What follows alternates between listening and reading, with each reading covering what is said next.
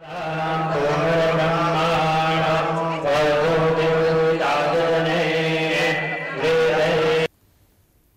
माँ इंद्राक्षी। इंद्राक्षी धाम में दर्शकों, आप सभी का हम हार्दिक स्वागत करते हैं। आज के दिन जिन जातकों का जन्म दिवस है, मैरिज एनिवर्सरी है, उन सभी को हमारी तरफ से बहुत बहुत शुभकामनाएं। आज का पंचांग 20 अप्रैल सन 2020, दिन सोमवार, बैशाख मास, कृष्ण पक्ष, संवत 2077, तिथि त्रयोदशी, प्रदोष का व्रत आज रहेगा। नक्षत्र पूर्वा भाद्रपद। पूर्वा भाद्रपद जो नक्षत्र है सुबह 7:22 तक है। इसके बाद उत्तरा भाद्रपद नक्षत्र प्रारंभ हो जाएगा। राहु काल 7:30 से 9, दिशा शूल पूर्व दिशा।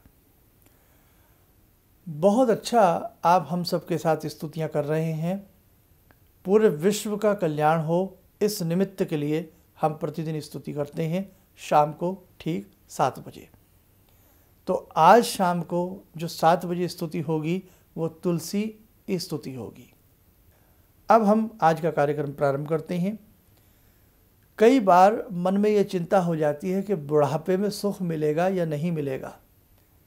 सारा जीवन भाग में, दौड़ में, मेहनत में सारा जीवन निकल गया, क्या वृद्धावस्था में कुछ सुख मिल पाएगा? तो क्या इसको पहचानने का भी कोई तरीका है? क्या ये भी इंसान जान सकता है कि क्या वृद्धावस्था उसकी सुख में बीतेगी?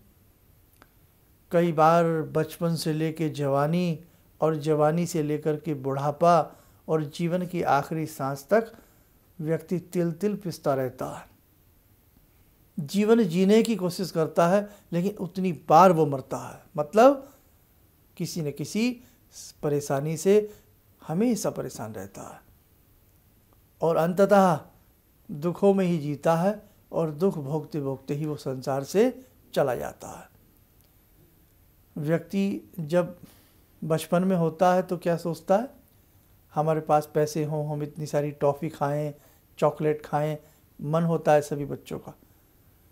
और जब पापा पैसे देते हैं तो ऐसी फीलिंग आती है, और जब व्यक्ति कमाने लगता है तो फिर ये फीलिंग बंद हो जाती है। सबकी जेब में पैसे होते हैं, लेकिन वो बच्चों वाला दिमाग नहीं होता ना कि अब हम बहुत सारी चॉकलेट खा लें, ये कर लें, वो कर लें। फिर वो मेहनत करता है, कहता है चलो मैं बहुत अच्छी मेहनत करता हूँ ताकि मेरा एक मध्यम अवस्था से ऊपर एक बुढ़ापे की अवस्था अच्छी चली जाए।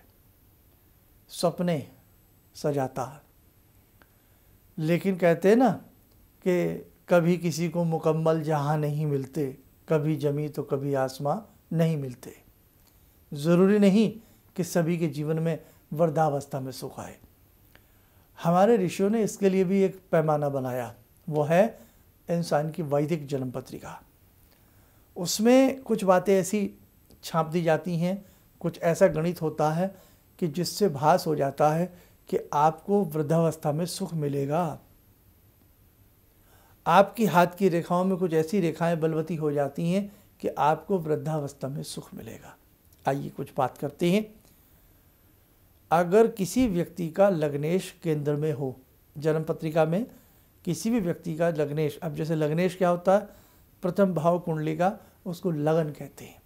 अब लगन में क्या नंबर रखा है, यानी कि लगन में कौन सी राशि विद्यमान है। जैसे किसी का मेष लगन, किसी का वृषभ लगन, किसी का मिथुन लगन, किसी का कर्क लगन, सिंह, कन्या, अप टू मीन लगन तक, कोई भी किसी का लगन हो सकता है।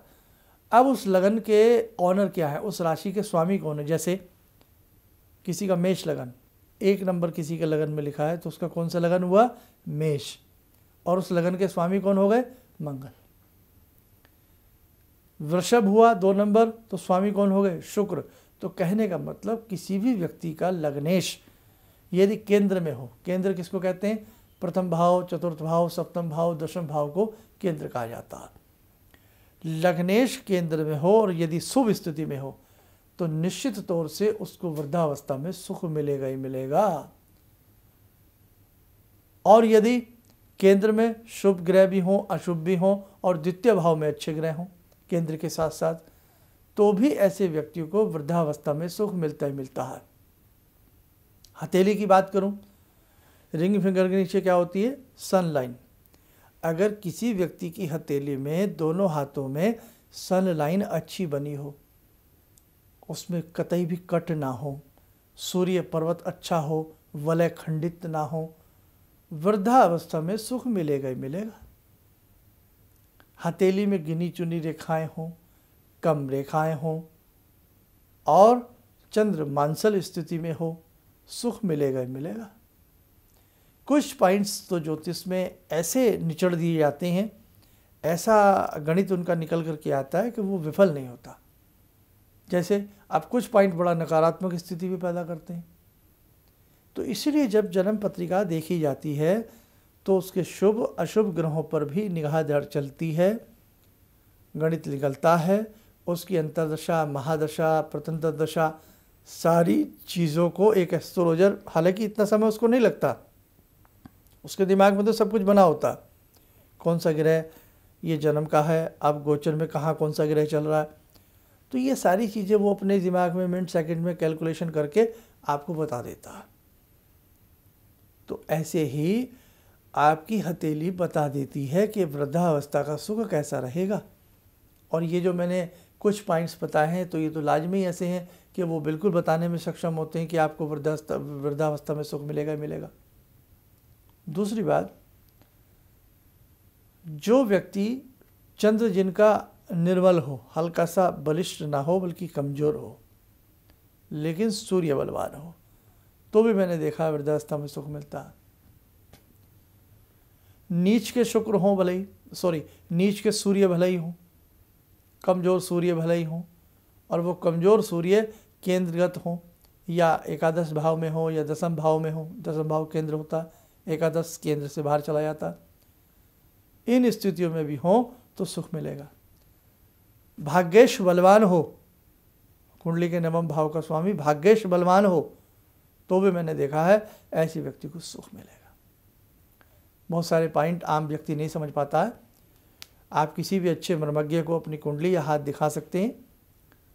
तो जो लोग इस चिंता में जीतें कि मेरे भाग्य में सुख आएगा या नहीं आएगा, मुझे सुख कब मिलेगा, तो वो सारी चीज़ें अच्छी से तरीके से कुंडली से कैलकुलेट होके, यदि कुंडली नहीं है तो हाथ की रेखाओं से कैलकुलेट होके पता लग जाती है। ठीक है दर्शकों, तो ये पॉइंट था आज का हमारा। तो आइए अब समय हो चला आज की ध्यानमाला से जुड़ने का। आज की ध्यानमाला में हम जुड़ते हैं भगवान शिव से। ओम आत्मा त्वं गिरिजामति सहचरा प्राणा शरीरं गृहं पूजा ते विषयोपभोग रचना निद्रा समाधिस्थिते संचारा पदयो प्रदक्षिण विदेः श्रोत्राणि सर्वागिरो यद्यात् कर्म करोमि तद्दखिलं शम्भोस्तवाराधनम् चन्द्रोद्भासित शेखरे स्मर हरे गंगाधरे शंकरे सर्पे भूषित कंठ कर्ण विवरे नेत्रोत्तवे स्वानरे दन्ते त्वकृत सुंदरां वरदरे त्रैलोक्यसारे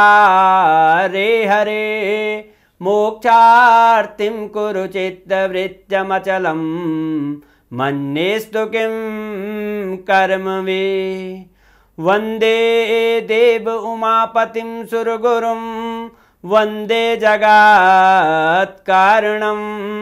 वंदे पन्नगभूषणं मृगधरं वंदे पशूनां पतिं वंदे सूर्यशशाङ्कवह्निनयनां वंदे मुकुन्दप्रियं वंदे भक्तजनश्रयं च वरदां वंदे शिवं शङ्करम् ओम कर्पूरगौरं करुणावतारं संसारसारं भुजगेन्द्रहारं सदा वसन्तं हृदयारविन्दे भवं भवानी सहितं नमामि भवं भवानी सहितं नमामि।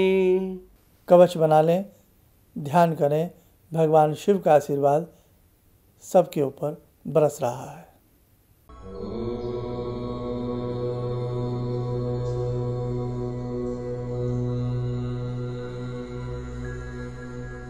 ओम बोलते हुए नेत्र खोलें, सामान्य हो जाए।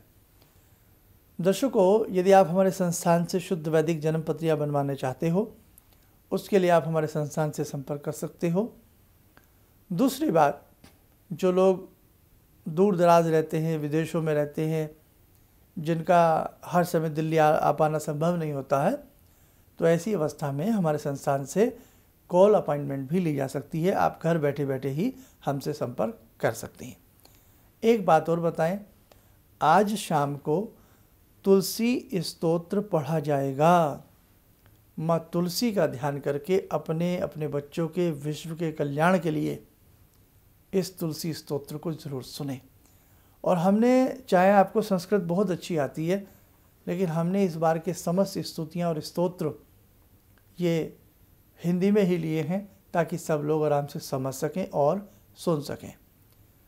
इस कोरोना वायरस के खिलाफ एक जंग है, एक युद्ध है, और एक ऐसी भगवती से प्रार्थना है कि हे भगवती, उस पूरे विश्व को इस बेमुराद बीमारी से आप बचाएं। इस महाअसुर से हे भगवती आप बचाएं, इस महाअसुर का आप वध करें। तो आज शाम को तुलसी स्तोत्र और कल शाम को श्री विंध्येश्वरी स्तोत्रम का पाठ किया जाएगा। इन्हीं शब्दों के साथ हम अपनी वाणी को विराम देते हैं। जय माँ इंद्राक्षी। मैं मंची कवि हूँ बेसिकली। मुझे बहुत दिनों से इस बात की तलाश थी कि मैं कभी कोई गलती करूँ तो कोई ऐसा व्यक्ति मेरे ऊपर हो जो उसको बचाए, क्योंकि गलतियाँ तो होती हैं। और आज के कार्यक्रम से मैं दावे से कह सकता हूँ कि मेरी वो तलाश आज पूरी हो गई। बस इससे ज़्यादा मैंने कुछ कह सकता। किसी भी समस्या के समाधान के लिए मिले प्रसिद्ध हस्तरेखा एवं वास्तु विशेषज्ञ प्रोफेसर धर्मेंद्र शर्मा जी से। नोट: शिविर में भाग लेने हेतु एवं व्यक्तिगत रूप से मिलने के लिए कॉल करने का समय सुबह 10 बजे से शाम 6 बजे तक।